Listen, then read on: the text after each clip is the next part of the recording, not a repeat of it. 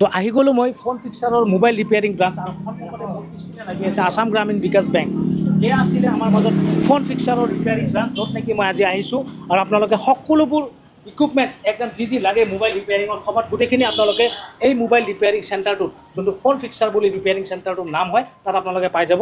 আপোনালোকে পাই যাব ইয়াতে SMD একদম হ'লচেল ৰেটত পাই যাব। SMDয়ে কি কৰে, চাৰ্কেটৰ ভিতৰত যদি সৰু কিছুমান ক্ষুদ্ৰ বস্তু যদি বেয়া হয়, সেইটো হিট দি কেনে উঠাই মানে আপোনালোকে উঠাব পাৰে। এই যে এয়া হৈছে SMD, যোনটোৰে হিট দিয়ে। তো এয়া আছিলে SMD আৰু এয়া হৈছে আমাৰ গোটেই ফোন ফিক্সাৰৰ গোটেইখিনি ইকুইপমেণ্ট, য'ত নেকি আপোনালোকে লগতে পাব ট্ৰেইনিঙৰ সময়তো পায়।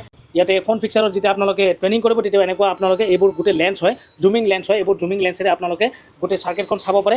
এইবিলাক গোটেই লেন্স, আৰু এইখন হৈছে ৰিপেয়াৰিং ব্ৰাঞ্চ। আৰু ইয়াত আপোনালোকে আহি কেনে আইফোনৰ বা এণ্ড্ৰইডৰ যিমান ধৰণৰ প্ৰব্লেম নহওক, গোটেইখিনি আপোনালোকক ইয়াত ৰিপেয়াৰিং কৰা হ'ব।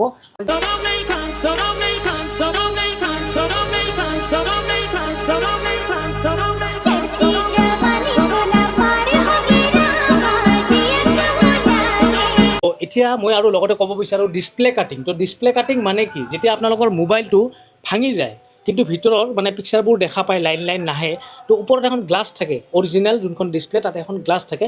এইটোত কি হয়, ডিছপ্লেটো বহাই কেনে এইটোত ডিছপ্লেখন কাটিং হয়। ডিছপ্লেখন কাটিং হোৱাৰ পাছত যোনখন গ্লাছ থাকে, সেই গ্লাছখন এই মেচিনত মোবাইলৰ লগত সোমাই দি কেনে আপোনালোকৰ ডিছপ্লেখন পূৰা একদম ফুল্লি মোবাইলত ছেট কৰি দিব। তো এয়া আছিলে ডিছপ্লে কাটিং মেচিন। এণ্ড এইটো হৈছে আপোনালোক য'ত নেকি মোবাইলত গোটেই ডিছপ্লেখন লগাই কেনে ইয়াৰ ভিতৰত সোমাই দি গোটেই মোবাইলটো ৰেডি কৰি আপোনালোকক দিয়া হ'ব। এইটোৰ ওপৰত ট্ৰেইনিং দিয়া হয় এই চেণ্টাৰখন। এই মেচিনটোত মানে মেচিনটোৰে সেই গ্লাছখন আপোনালোকে চেঞ্জ কৰিব পাৰে, সেইটোকে কয় ডিছপ্লে কাটিং।